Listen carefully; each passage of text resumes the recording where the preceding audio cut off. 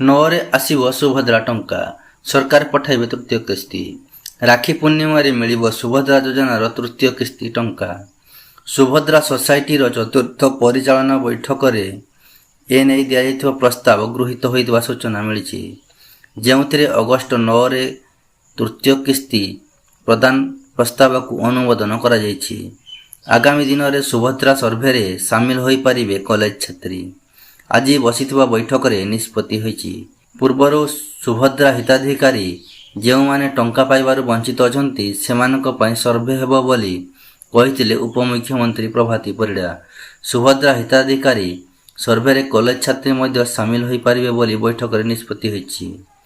ଯେଉଁମାନେ ଯୋଗ୍ୟ ସେମାନଙ୍କୁ ସୁଭଦ୍ରା ଟଙ୍କା ମିଳିବ।